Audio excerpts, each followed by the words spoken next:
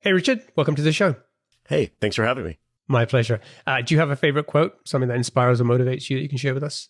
I have a bunch. I think probably the most work-related one is Eisenhower quote about planning. Plans are worthless, but planning is everything. Which I think we look we idolize a lot here at Fathom because we are very much a planning light kind of culture. We try to move pretty nimbly. Cool. So tell us about Fathom. What does the product do? Who's it for? And what's the main problem you're helping to solve? Fathom is the #1 rated AI note taker. So it joins your meetings, summarizes them for you. It's really for anyone who's on meetings a lot, which is a pretty big TAM, and got started with it because I had this problem myself, right? I was in a lot of meetings 4 or 5 years ago and just struggling to talk to people and take notes at the same time, clean up those notes after the meeting, look at those notes 2 weeks later and still not know who was what. And so we built Fathom really to solve that problem. And I think one of the key things for us is we wanted it to be something for everyone. And so one of our big kind of go-to-market strategies was to make a really good version of Fathom that's completely free. And give us a sense of the size of the business. Where are you right now in terms of revenue, customers, size of team? Yeah, it's about an 80-person team. We're about 8 figures, kind of low to mid 8 figures. We have about 175,000 companies that use Fathom any given month. Okay, great. So the business was founded in, as you said, I think 2020, 4 or 5 years ago. You touched on, I guess, where the idea came from. Before we get deeper into that, you have a really interesting background. And, when you and I were talking earlier, I told you that, when I first came across Fathom, I was like, oh, who's the founder of Fathom? I found your LinkedIn profile, started reading that. And then the thing that always stuck with me was the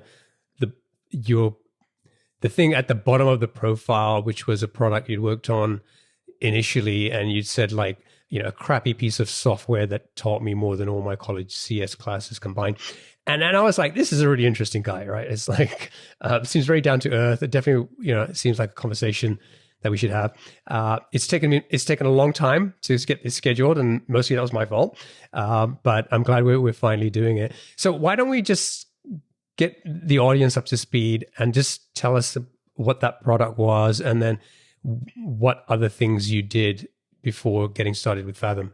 Yeah, I was very fortunate that I got into computers at a really young age, and my parents very much fostered that, or tearing apart computers, putting them back together. I remember in high school, I was running a cheat codes website for PlayStation games.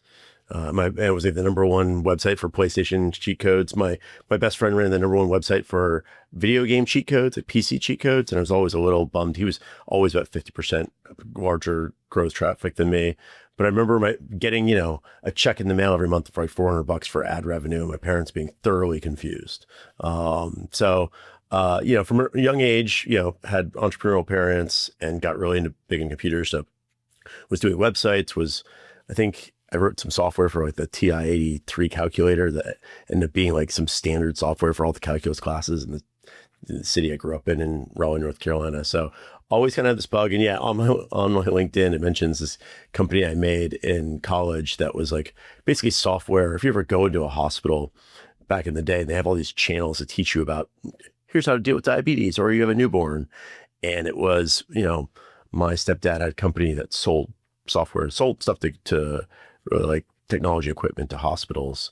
And I learned that what drove all of those TV channels back in the day was VHS tapes, racks and racks of VHS players. And there's all these little servos that were click play, click rewind, click play again type thing. I was like, that's insane. And so I made some software that basically digitized all that. And it was terrible software. I didn't even know what a database was back then. I skipped the database classes in CS, so I didn't even use the database. I used a flat file. It was terrible. I think it got used by one hospital, but I learned a lot in building it. And it kind of set me on the path to continue this kind of journey of entrepreneurship. Cool. And then you built. Then you started working as a product design lead at Kiko, and that's an interesting story as well about how you landed that role. Yeah, I was. So I, went to school for computer science. I was very much an engineer programmer, but I really wanted to be a product designer more than an engineer. I really wanted to do both. And I remember this was back, I'm going to really date myself. This is back when Gmail had come out. when Gmail comes out, everyone wants to make everything desktop. Let's put it in a web browser, right? And the next obvious thing to build is a calendar.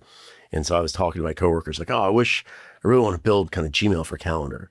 And, Google Calendar wasn't even out yet. And one day a colleague came over to me and said, oh, bummer, someone just built it. And like showed me a TechCrunch article. These guys had built this like really robust kind of web calendar, which didn't really exist at that day and age.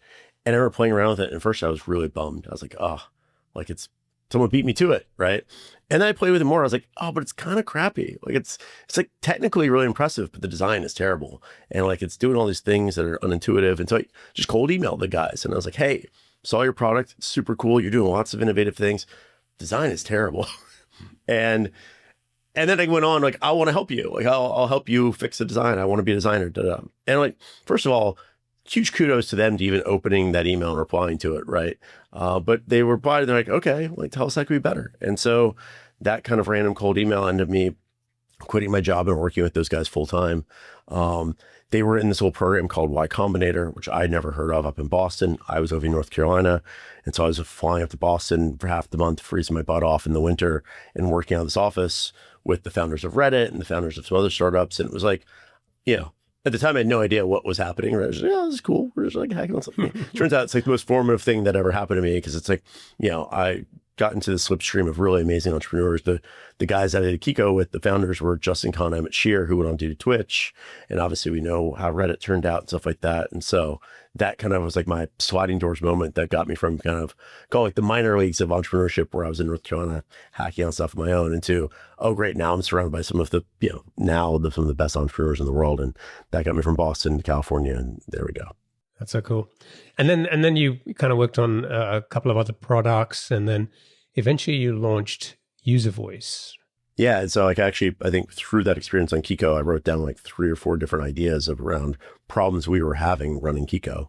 And one of them was trying to kind of gather, we were a 3-person team and we had thousands of users and we were trying to gather feedback. And so I was like, oh, Reddit for customer feedback. Like, why don't we get users to basically like crowdsource their feedback to us? So I don't have to spend all day trying to figure out, what's the most important thing. And that, instead of going to work on Twitch, which maybe I should have done, I had said went to work and started my own company called UserVoice, which is basically like a Reddit for customer feedback.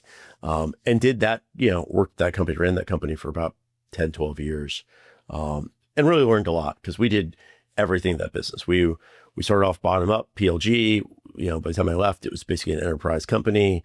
We'd actually pivoted. We were a PM product. We were a customer support product. Then we were a PM product again. And so I got to experiment with different markets, different business models. Like it was a kind of like, I call it like my finishing school for entrepreneurship. Are you still involved with UserVoice today? I'm still on the board. Yes. Okay. And so was it an acquisition or is it still kind of a privately held thing? Yeah, it's still a profitable, privately held company. Cool. Okay. And then, all right. So you're doing well with that. It's growing. You're serving enterprises. And so you talked about the pain that you identified with Fathom, but what pushed you to say, okay, I'm not going to spend the next 5-10 years of my life now building this product? I mean, I ask myself every year kind of 2 questions when I was running UserVoice. 1, am I uniquely learning from this company? And 2, am I uniquely qualified to push this company to the next level? And for the first time in 2019, I said no to both those questions. And I was like, okay, like I think I know, all right, it's time for me to find something new. I felt like I'd done all I could do to kind of, put my vision into that company. It was time to put someone else's vision into that company. And so, yeah. And so that's kind of, around the time I started thinking about new products and new ideas. And that's kind of, pandemic happens. We're all on Zoom, this idea kind of predates the pandemic a little bit, but obviously pandemic happens now. Everyone's on Zoom meetings and the value of building something that can, take notes automatically on a Zoom meeting just becomes so obvious. So how did you get started with Fathom? A lot of founders or aspiring founders have these ideas. Some can start, building a product. Maybe that's a curse if you start building a product too soon. Others, have their own sort of challenges. But just getting started with it, what were the initial steps you took here? So I think, Fathom looked very different than the first days of UserVoice, right? First days of UserVoice, I'm a first-time founder. I've never raised funding, and I'm like basically falling asleep on my laptop coding day in, day out, right? I wrangle a few other people into following that same sort of crazy lifestyle. And, I think we got some friends and family money, like 100K, that got us a year and a half of runway sort of thing. Fathom is very different. Fathom, I basically started with 4 of the best engineers from UserVoice, because we actually worked on some stuff at UserVoice and actually spun it out of UserVoice. So I got to take some of my top engineers. So I kind of started on second base, if you will, of Fathom, where I've got 4 amazing engineers from day one. At this point now, I've raised some money. I've built a multi-million-dollar business. I can raise from my network. I can raise from folks, and so we've raised money on day one, literally just on the strength of the idea. So very different starting pattern. And I think in general, a lot of what we've done with Fathom feels like I call it like speed running a video game you've played before. And I use a lot of video game analogies when thinking about startups, but my favorite one is like playing Minecraft. Like I think when you're doing your first startup, it's like you getting dropped into Minecraft for the first time and you have no idea what to do, right? It takes you half an hour to figure out, I got to punch a tree to get some wood. And then, it doesn't tell you what the rules are. It doesn't seem to be any rules. It seems to be completely open-ended. If you've watched 10,000 hours of Minecraft or played 10,000 hours of Minecraft, it's a very different experience in the first hour. Then the first hour, you've got a moat, you've got a castle, all these things. And that's what it feels like, I think, doing kind of the second startup, right?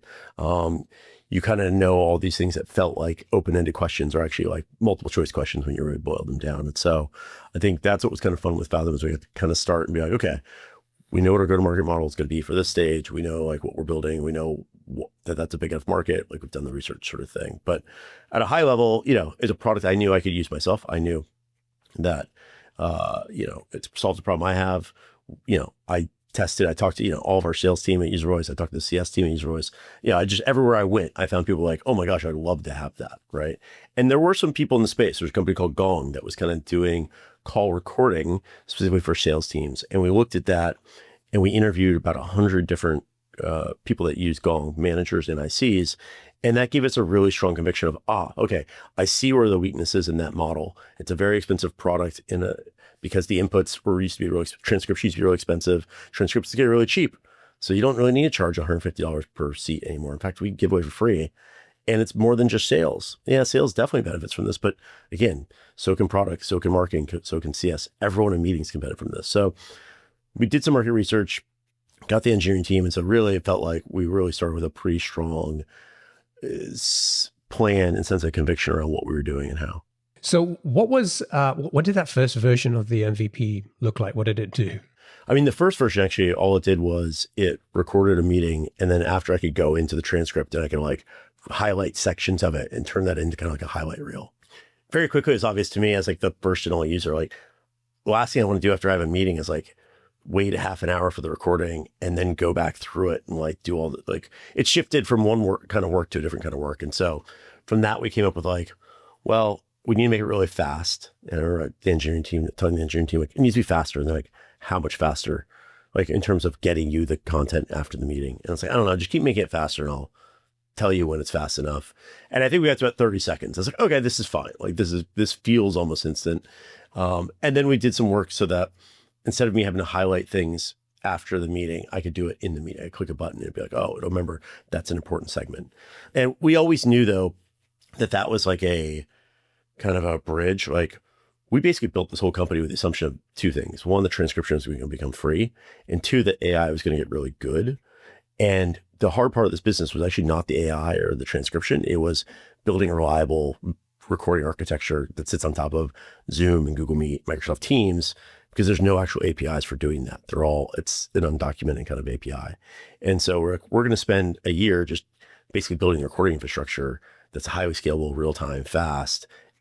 We'll build in some AI features that can highlight things, but we're really building this business for the day when AI gets really good and we can drop that as like a new engine into an old car type of thing. So initially you focused on just supporting Zoom users. And what were some of the challenges there? I mean, even today, in my personal experience, like trying to use Zoom APIs, and I can see documentation kind of, but it's really frustrating. I mean, that was the number one thing we saw. We saw that there were some people back in 2020 that were building some products in the space And the reviews on all of them were, it kind of works. It works most of the time, right? Like, and for a product like this, if you're trying to replace something as consistent and reliable as note taking, whether it's with a Google Doc or pen and paper, it has to be reliable, right? It can't be, oh, I'm going to commit to using this tool and it works 80% of the time. It needs to work 100% of the time. And to your point, the challenging thing is there's probably easily 50 to 100 different scenarios where you might join a Zoom meeting or it might be operating, right? It might be, you're the host, you're not the host, you're on, a bad connection, you're on a good connection, you're like, and so, you joined after the start time, you joined ahead of it, after, like, there's all these scenarios. And what you realize is that, like, working versus not working is like the perception of the user, right? Like, I'm sure all these other products actually were working in the very specific way they were set to build, but it felt like it wasn't working. If it shows up late, it feels like it's not working, right? If it leaves early, it feels like it's not working. Like, so there is no definition of what working is except for what the user thinks it is. And so I think the hardest thing we had in the beginning was there's no like specific API. The only way we could figure out, is this thing working, is we literally paid people after the first experience to tell us how it went, right? And we built from day one a really good pipeline for, if you have a problem on this meeting, tell us and we will go debug, where the disconnect was between your expectation and what actually happened. Usually at this point, I'm kind of digging to figure out how you got your first 10 customers. And one of the things that you had said earlier was, our first 10 customers weren't nearly as important as our first 10 stable users. Can you just explain what you mean by that and why that was important? I'm a big fan of kind of attack your core metrics in serial.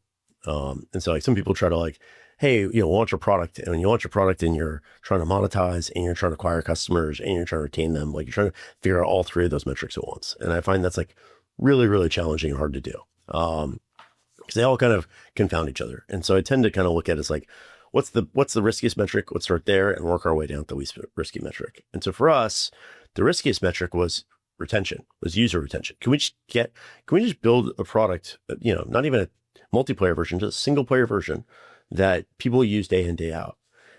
And, we knew at some point we would monetize, and we'd monetize by selling a version that's to a manager, right? That's like a different value prop, right? You want to roll this out to your team. But I had high confidence that like, if we could get to a point where we had really good retention, and then we were really good at acquiring customers, and they got really good at referring other folks because they're in a meeting and our product's in the meeting, we built this like really good kind of viral flywheel engine. And then we monetize on top of that, right? I'd already run, kind of a high 7-figure SaaS company. I wasn't super interested in doing that again. I only wanted to this company if we could really get escape velocity. And so we really just focused first and foremost on like, let's just prove that we can make a killer experience for folks. Because I've always believed that like, if you can build a killer experience in folks and they use it day in, day out, you almost always can find a way to monetize it.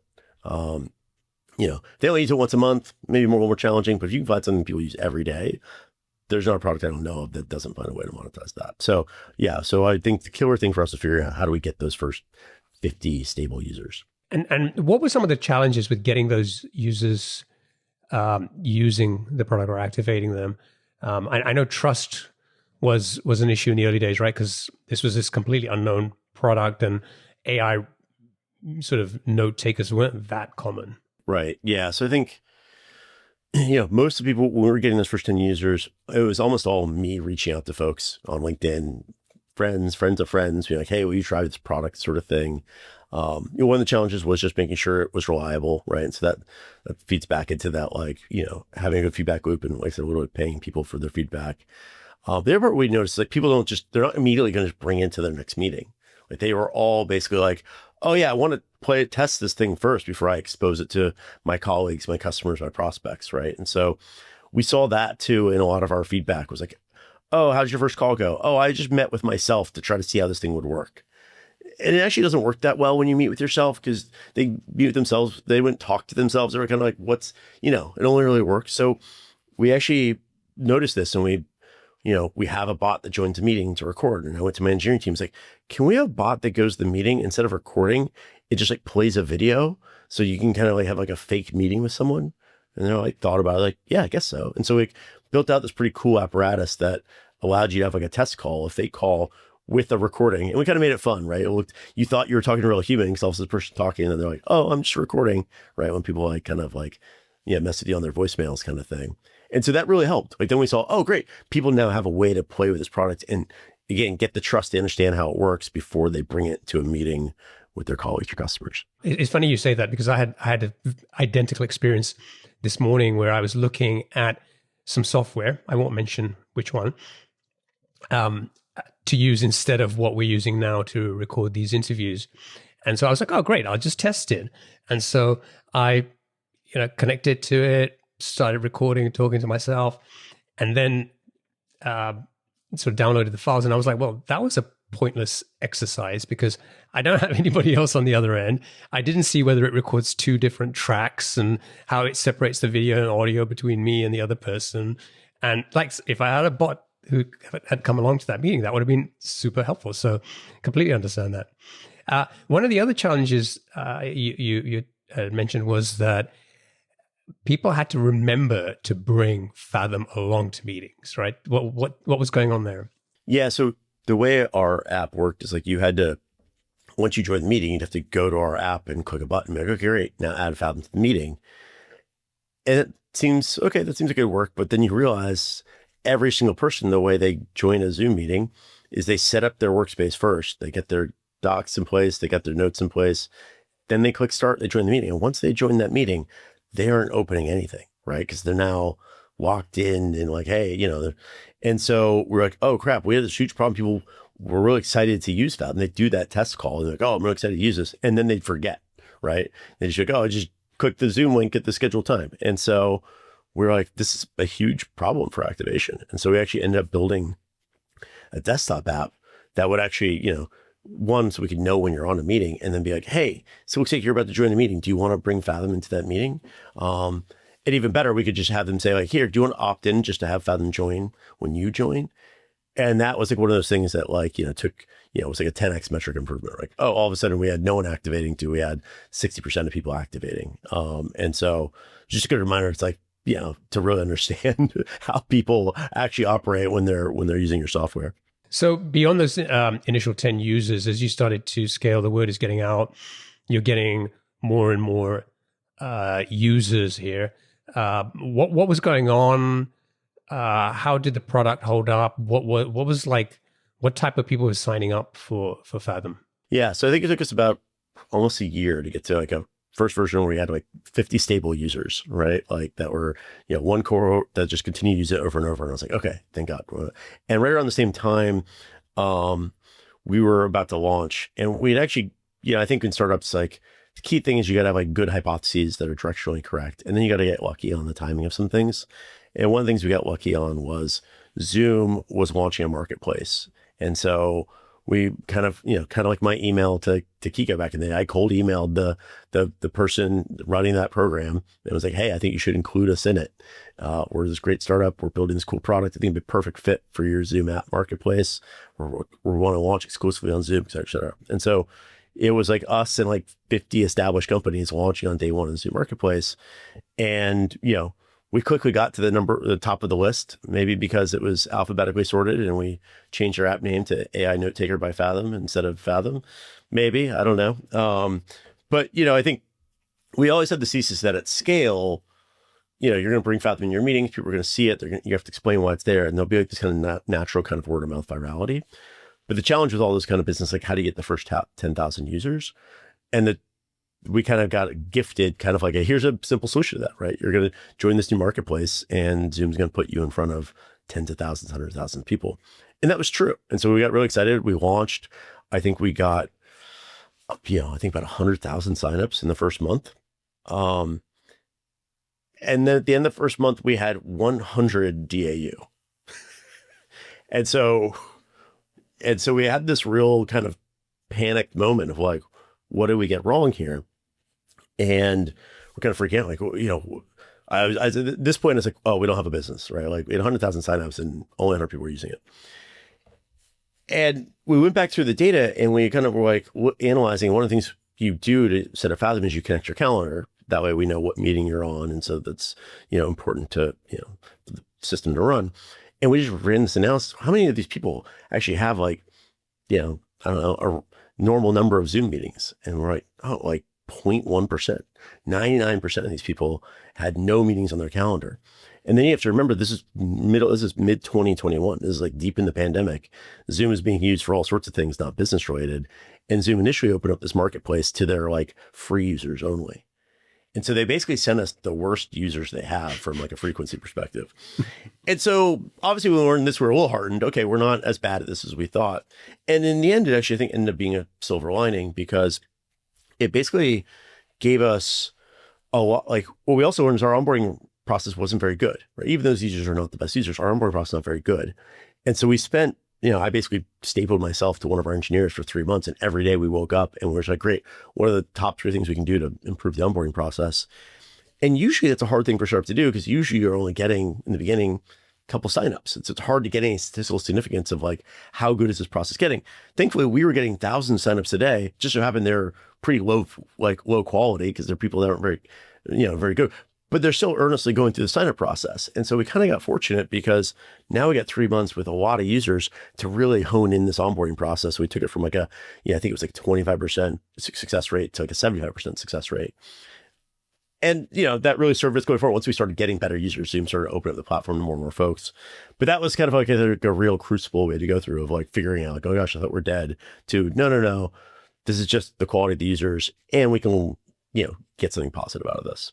So did you have to change anything to get different types of users or reaching different types of users? Or was it just Zoom kind of changed the way they were exposing the App Store? We basically kept lobbying Zoom to like, okay, like, Zoom at this point was very conservative for a bunch of different reasons. And so around security. And so they didn't want to open the App Store to their best users, but they did over time.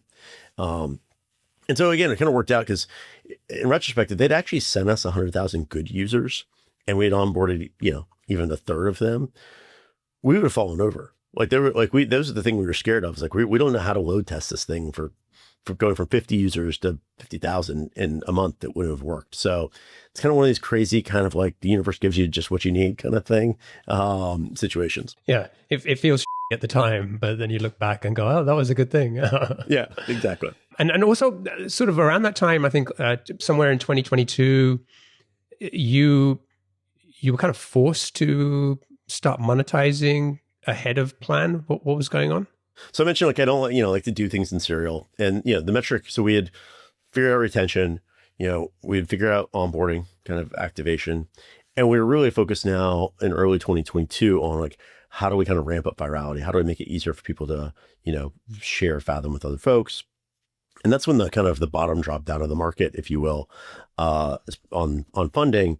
And we had a probably pretty aggressive fundraising strategy, as maybe the hubris of a second-time founder that grew up in probably the most bubbly period ever, right? 2020, 2021. Like, people were raising crazy rounds with, very loose metrics at that time. And so our original plan was, we're not going to monetize for at least another year. We're going to keep focusing on growth, right? We just want to focus on getting this free product out there, get as many users as possible. And at some point we'll build out kind of our team product that we sell to managers. That's where we're going to monetize. And part of that is like, I was fundraising every 6 to 9 months. I don't think we have ever had more than 12 months of runway, kind of intentionally. I just had such confidence in what we're doing. And I also know that I only work well under pressure. So I didn't want us to have 4 years of runway sort of thing. But then the bottom falls out of the market, and it's very clear very quickly, you will never fundraise again unless you can prove revenue, right? Unless you can show you can actually monetize this, which is really frustrating. It's like, I'm like, look, these people are using this day in, day out. Like there's, even if we don't monetize these users, the TAM is huge, but it doesn't matter, right? The hive mind of investors has shifted, and now everyone is like, they would talk about growth to profitability, right? And so we had to very quickly pivot and start figuring out how to monetize. And I think the biggest challenge there was just like balancing growth versus monetization. Yeah. Let's talk about that, because now suddenly you're in this situation where it was kind of very clear cut. We're focused on a great product, growth, and then now monetization suddenly, almost overnight, has become super important. One, how did you sort of flip the switch? What happened? And then I'm kind of curious, what did that do did it slow down growth? Well, and this is the thing I was most afraid of. Like one of the things I saw at UserVoice, my previous company, is we were free for the first year as well, completely free. And we actually similarly had kind of a natural inbuilt virality to the business. And I remember the day at UserVoice, we put up a pricing page, and we lost half our signups, even though the same free product was still available. Now they're just even showing that there are paid plans. We lost half our signups. And so this time around, I was like, okay, I want to learn from that. And so I really struggled with, how do we monetize this without kind of like, ruining that growth lever that we had. Thankfully, we always had kind of a plan around this. And the plan was always like, we're not going to try to monetize individuals, even if they say they will pay for it, which we did have a lot of people saying like, oh, I'd be happy to pay for this, which is, I think, a really good sign. We always knew, no, we don't want to charge the sales rep or the, CS person or the freelancer. We want to charge folks when it's a founder, an executive that's saying, I want to roll this out for my entire team and I want visibility in what's happening on my team's meetings. And so the nice thing about that is like, it's a different value prop. It doesn't, it kind of keeps this clean separation between like your growth engine and where you monetize. The downside to that is it's a whole new product, right? It's a whole new set of features, functionalities. It's not just going back to existing folks and say, oh, by the way, now everything costs $10 a month sort of thing. But I felt it was the right thing to do because I knew if we just started charging money for the free product, it would ruin virality. It would ruin all the growth. So we started basically selling this product. The problem is, I think it was like May or June, we realized like we need monetize. And I gave the team like, we have to start selling something in 60 days. Thankfully, one of the things I did with some foresight was I already had 3 really good salespeople on the team. And again, I think it's the benefit of like speed running a video game. Before I went back to some of my best salespeople from UserVoice about a year and a half before this moment. And I said, hey, I don't have anything to sell today, but at some point in the future, we're going to flip a switch and we're going to start selling this other product. I'd love for you to join now, basically play the role of customer success, get to know our customers, get to know the product, become a real product expert. And so when we flip that switch and say, great, it's time to sell something, you'll be ready and we'll hit the ground running. And I remember coming to them like and be like, okay, it's a little earlier than I planned, but it's time for us to flip that switch. We need to start selling something. And, we had 100% sales process. And it was important to have a sales team because we were mostly selling the roadmap. We had about 12 features in this team edition product that we thought people would want to buy. We only built 2 of those, but we knew we had to show revenue. And so I was like, great, you got to just get on there and, pitch to sell them on where we're going with this. And they're going to get in early and lock in good early pricing, et cetera, et cetera. And it kind of worked. We actually got, 100K in ARR in the first month, and it kind of just grew from there. We got to $1 million in revenue in I think about 11 months. Eventually built out that product while we're selling it sort of thing. But yeah, it was a very difficult pivot. So you had this outbound sales motion kind of kicking in earlier than planned. And then were you still offering, was there a premium plan at that point where a free user could switch over? No, so there's no individual paid plan. That came later. There was just basically this team plan. It wasn't really outbound. It was actually it's more like farming. It was basically going to people. We were putting kind of basically ads in the existing app saying like, hey, we've got this new product, team edition, sign up for a trial for it. And so, I honestly think most of that first 100K, probably even most of the first 500,000 we sold was really to people that were just huge advocates of Fathom. They loved the product. They were big fans. They're like, look, the features probably don't warrant what we're going to pay you for this, but we want to support you, that sort of thing. And so it was all inbound in that existing kind of free user base. So I remember when I first came across Fathom and I was like, okay, it says free forever. And I was like, nothing's free forever. I'm digging around, trying to find more information. And one of the things that struck me was how generous the free plan appeared to be. And I was like, there's got to be a catch. You're going to store this stuff forever. And honestly, I couldn't really find anything that kind of raised any alarm bells at the time. So I think it's really interesting that you still, most people would not have done that. Most people would have said, we've got this user base. The easiest thing in the world would be to offer a paid plan and just convert some of those people. But you went down a different route and you started selling. Also, you were selling the team plan before you had a team plan, which is slides, right? Yeah, I mean, we had a couple of the features, but we didn't have really the full product built out, right? And that was the thing. It was like, we had a slide. Here's the 10 features of the team plan. It's like 8 of these say like coming soon sort of thing, right? So it was a little vaporware for sure. So Zoom, was kind of like your big acquisition channel, at least for users. What else were you trying? What were you able to get to work? What didn't work? I mean, at this point, it was Zoom, and then it was a lot of that virality. And it's funny you mentioned the thing about like being skeptical about it being free forever. That was actually one of the biggest challenges we had. People would be like, this is too good to be true. This is too generous. What are you doing? Are you selling our data? We actually had to put a thing on the homepage. It's like, yes, it's free. Here's how. And like it's still on our homepage this day. You can click it. And we actually explain, here's how our business model works, right? And it's like, no, we know at some point, some of our users will convert to this team plan. They'll pay money. We're not selling your data. We're not doing anything nefarious. We got really good optimized cost. So it was crazy that it was like I think 10 years of, software companies putting out free plans that are, when they're too good to be true, they really are too good to be true sort of thing. We had to really overcome that. But yeah, so I think during this era, we were 95% of our traffic was coming in still from that Zoom app marketplace. That was really what got us off the ground. And then it started shifting over time to being driven more by our users bringing Fathom in a meeting and telling other folks about it and raving about it. And again, that's why the free plan was so important to us, because we knew you only get that kind of rabid kind of fandom and like people really spreading the gospel of your thing when you provide them a lot of value, right? By giving them, we're going to give you this really good product and we're going to give it you for free forever. There's no catches to it, right? And still to this day, majority of our users are on free. And we're totally fine with that because the value we get is marketing, right? You're telling your folks about it. So what we saw over time was kind of like, Zoom started like 100%. And then slowly as we started replacing our Zoom traffic with our own kind of referral traffic. Around this time, we also did like product hunt early on as well. And that was something that like worked really well for us in terms of getting like really good early adopter users. And we also, I think, did a lot with like operationalizing kind of like social proof with like G2. We really invested a lot in G2, which is like Yelp for software.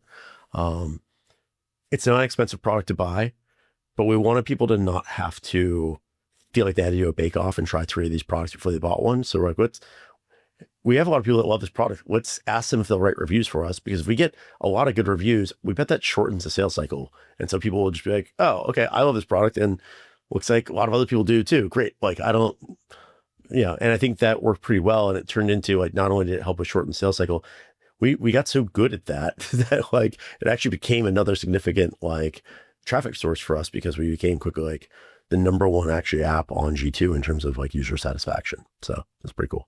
So I'm guessing when you started, there weren't a lot of AI note takers around. By the time you get to 1 million ARR, the market was probably pretty flooded by that time, I'm guessing. Yeah, I mean, I think you mentioned like our 2 core hypotheses were transcription is going to become free and AI is going to get really good. And our corollary to those 2 was, if you wait till those 2 things are true, you're like 2 to 3 years too late to build this business, because it'll be an obvious thing to build and everyone will rush in. And that's exactly what we saw. It was like kind of late 2023 when you get to GPT-4, and that's when, in like Claude 2, and that's when AI can now write notes. And so like the highlighting stuff I talked about kind of goes away. And it's like, great, now we get to drop in really great meeting summaries written by AI on top of that really reliable recording infrastructure and transcription architecture we've built. But it's also the point at which everyone else looked at that. It's like, it in some ways became like the new Hello World app, I think, for founders. It's like, oh, like, what can I do with AI? Oh, I can take a transcript and I can like make a summary out of it. We're like, yeah, we know. And so, yeah, so we started seeing a lot of startups pop up. Well, we really didn't worry about it too much, because again, we had this strong thesis that like, it's a virality based business. And so it's tough to beat a company that's already been building that flywheel's been spinning for 2-3 years like ours had. What about Zoom itself? Because then they kind of became a competitor, right? With their own kind of built-in meeting note takers and stuff like that. How did that change things for you? Yeah, I mean, so we were exclusive to Zoom for the first 2 years. And part of that was, marketing related. Like, we wanted to just tie ourselves to what we thought was the market leader for the people we were going after. And I think that worked really well. They were a great partner for us. Obviously, they got us those first, 10, 100,000 users and beyond. I can't say enough good things about them. We also knew at some point two things would be true. They would obviously get into this game, and we would obviously want to spread beyond the Zoom platform. The other reason we did Zoom only is because of it allowed me to constrain the complexity of the solution, right? Like, as I mentioned, getting this to work on Zoom was the hardest part about this, getting to work reliably, right? Because of all the different ways you could run a Zoom. Same is true for Google Meet, Microsoft Teams. Each one of these things is starting from scratch with like a huge complexity mountain to climb. And so I didn't want our engineering team to try to climb all three of those mountains at once in the beginning. We're just going to focus on Zoom. And then once we get Zoom really dialed in, we'll then move on to Microsoft Teams and Meet. And one of the things we knew early on is that we could look at all this aggregated calendar data from our users and see that kind of cross-platform usage is really high. Maybe not as much within the Microsoft Teams ecosystem. Like if you're in Fortune 500, if you're in enterprise, everything's Microsoft. But for most of us that, live in the free internet, where you've got Slack and Salesforce and HubSpot and all these things, we kind of flip between Google Meet and Zoom the way, you flip between kind of Netflix and Hulu type of thing. And so we kind of knew at some point that, yes, we know Zoom will get into space, but we also know that Zoom is unlikely to build a solution that works also on their competing platform. And so that was kind of, at the same time they were kind of competing with us, we started saying like, okay, great, it's time for us to move on and start supporting other platforms, which is the number one thing our users want us to do. So the business is doing 8 figures in ARR currently, but you had some huge growth in like just 2024, right? I think like revenue like 10x in like the last 6 months. Like what drove that? Before we put really AI into the core of this product, we had a really good business. And when we dropped that in, and we could say, we can now automatically detect all your action items accurately. We can write amazing meeting notes. We saw every single metric we had in the business go up by about 20%. Whether that was activation or that was retention, everything went up. And so, that moment happened for us about December of 2023. And from that point, I think forward, it was about, like a 10x increase very quickly.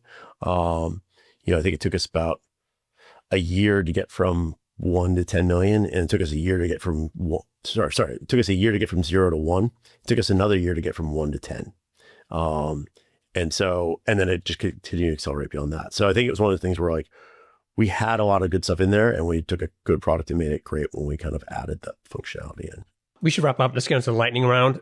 I've just got one question for you. Like, it just kind of hit me that, you're clearly a product guy, and you built a successful business with UserVoice and now with Fathom. But I think a lot of it is just driven by, you just seem to be this guy who just sees problems and is just driven to build a solution. And it's not necessarily kind of driven by, a kind of business or making money. And kind of like we talked about your background, there was a bunch of other things that you'd built that we didn't even talk about. Just what is it like? How do you kind of approach things? Because you're probably seeing problems all the time, and you're probably feeling like you want to go and solve them. And there's this one thing about being focused on what you're doing, but I think it's really healthy to have that kind of mindset where you're always thinking about how to solve problems or build tiny solutions. And I just want to try to get inside your head a little bit, because I think that might be helpful for people who are at sort of the super early stages and not really sure about how to kind of get started. Yeah, again, I think I was very fortunate that I kind of fell into this group of like amazing entrepreneurs, right? Like, Reddit, Twitch, Cruise, Dropbox, you name it. All these folks were kind of coming up around the same time. I was moved out to San Francisco as part of the Y Combinator kind of community. And I think to a person, what I noticed is that all of them cared about solving problems and building things and like external validation. I always say like, almost a problematic, desire for external validation from users. And I almost never heard anyone talk about revenue, COGS, gross margin, whatnot, right? Like that stuff all came later, but everyone was just obsessed with building something. It's it's on the t-shirt, right? Make something people want, right? It's like the Y Combinator t-shirt. And I think it's that's like the core ethos, I think, of that whole community that I think is really healthy, that everyone just focused on what's an interesting problem and like, how can I solve it? And, sometimes you get problems that there's only 10 other people that have this, right? That's the problem of that route. But I think that's a much healthier route. When I see people that come in and say, oh, my goal here is to get this business to 1 million. It's like, I never thought about getting us to 1 million. I thought about getting us to, how do we get 50% of people to, use us week in, week out sort of thing, right? And so I think that's just kind of the way I think about it. It's like, I don't know, I get excited about hearing people say, I love using this product, right? And I think it's a very sustainable, much more sustainable resource than like hitting the next revenue milestone. Love it. All right, let's go into the lightning round. I've got 7 quick fire questions for you. What's one of the best pieces of business advice you've received? Not really advice, but the first thing that pops to my mind is I had an angel investor early on challenge me when I was at UserVoice, and they said, you're not dynamic enough as a CEO. And what she meant by that, I think, was that like I was really focused on one thing and letting other balls kind of fall on the floor. I wasn't kind of juggling all the things you need to as an early stage CEO. And that was 15 years ago and many, many millions of dollars of revenue ago. And it still burns me to my soul that someone said this to me. Like, I'm so competitive. And so I think about that constantly. Like, am I being dynamic enough today? Am I like keeping on top of all the things I should keep on top of? It's funny how some of the things just stick, don't they? What book would you recommend to our audience and why? I love The Score Takes Care of Itself. Which is a book by Bill Walsh, who was the football coach of the 49ers in the 80s. It kind of speaks to what I was just saying. It's like his whole mentality, or one of his big mentalities, like he doesn't care about the scoreboard, and in our case, revenue. He cares about the team doing all the little things right. So if you do all the little things right, the score takes care of itself. What's one attribute or characteristic in your mind of a successful founder? I guess I'll refer back to what I said, which is like, I think it's like a need for external validation that kind of borderlines on problematic. What's your favorite personal productivity tool or habit? Right now it'd be my Whoop. Kind of, I guess, maybe not exactly what you think of productivity, but I'm terrible when I'm not well rested. Like if I'm slightly tired, I'm a shell of myself productivity wise. So I use it. It's like what gets measured gets managed. And so like by measuring basically my sleep and what they call my recovery every day, I'm a lot more productive than I used to be. Yeah, me too. I woke up at like 4:30 yesterday. Never wake up that early. And oh my God, I was just doing the dumbest things throughout the day. It was just like I had to take a nap in the afternoon, but that's, yeah. What's a new or crazy business idea you'd love to pursue if you had the time? This might be surprising as someone who's only ever done kind of B2B products, but I really want to build a really great VR experience that is communal for you and your friends. I actually think VR is magical, and it's kind of surprising that it hasn't really got widespread adoption, but I really want to make kind of like imagine an alternative to what used to, as a kid, you go to the club together or something, you listen to music together, build something like that. That's almost time-based where you and your friends get on at the same time and have kind of a shared experience even when you've got kids and you're all in different parts of the world sort of thing. Cool. What's an interesting or fun fact about you that most people don't know? I guess maybe it's people do know now because I tend to do it a lot, but I love to do analogies to video games. I talk about Fathom in terms of like single player mode, multiplayer, like, we have a point system in Fathom. I did my Minecraft analogy. I'm a big video game guy. I actually don't play as many as I used to. I actually watch a lot of video games on YouTube as like a methadone, so I don't feel compelled to play them because I don't have time for it. But I feel like no one does onboarding better than video games. No one does like user experience better than video games. And I feel like I learned so much from just being a student of how great video games are crafted. I once worked with, when I was at Microsoft, a PM who came from Xbox. And it was just so amazing to see this guy. We're building this web stuff, and he would just bring this gaming mentality to it. Little things like he said, well, how come when you click that, it doesn't make some sort of sound just to register that you did that? I was like, but it was those tiny things like that they do with video games that it just is a completely different immersive experience. I mean, your favorite video games, if you think about like Zelda and stuff like this, especially the more modern ones, they're incredibly complex interfaces. There's so much to them. They're as complex, even more complex than your average, piece of software. And yet it doesn't feel complex because of the effort they put into that. And because like, in Zelda, they have the whole like tutorial zone where you unlock like one basically button at a time.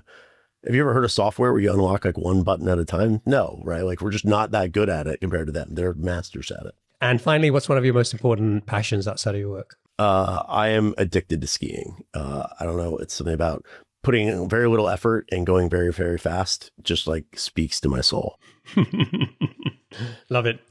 Richard, awesome. Thank you so much for joining me. It's been a pleasure. I really love this conversation. I think we covered a lot in a relatively short space of time. So I appreciate you sharing your story and your insights and kind of wisdom along the way. Hopefully it's going to help people listening, some founders, to go and make a difference in their businesses. So I appreciate you doing that. If people want to check out Fathom, if they haven't already, they can go to fathom.video. And if folks want to get in touch with you, what's the best way for them to do that? Just ping me on LinkedIn. Awesome. Thanks again. And I wish you and the team the best of success. Thank you so much. Cheers.